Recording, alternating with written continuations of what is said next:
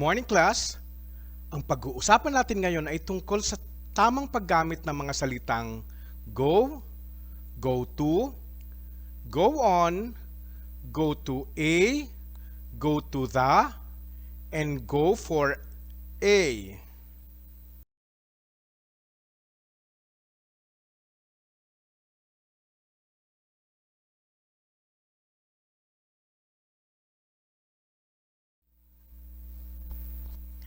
Ngayon, saan ginagamit ang salitang go? Ginagamit siya kapag halimbawa, go home, go down, go straight on, go swimming, and go dancing.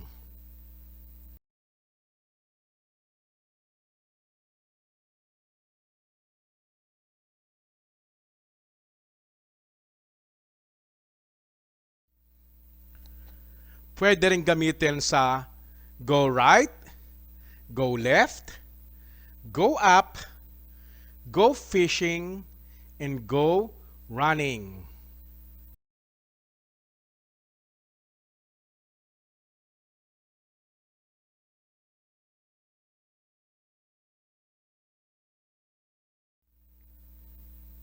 Ngayon naman, saan ginagamit ang salitang go to? Ginagamit ito kapag sasabihin mo, I want to go to school. I am going to work. I will go to dinner. We will go to church. And I will go fishing.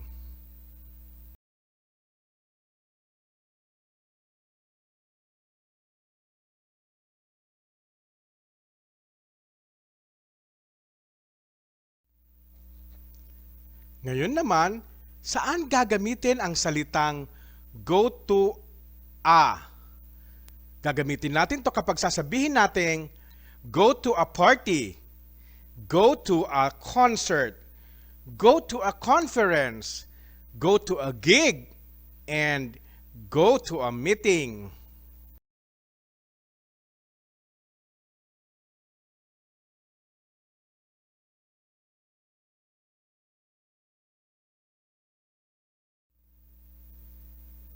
Paano naman gagamitin ang salitang go on? Go on holiday. Go on a trip. Go on a cruise. Go on a safari. And go on an adventure.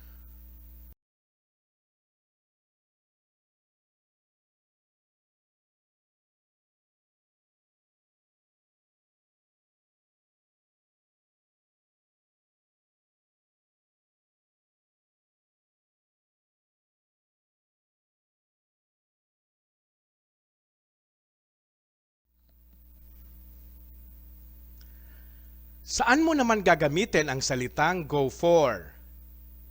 Gagamitin mo to kapag sinabi mong go for a run, go for a walk, go for a swim, go for a meal, and go for a drive.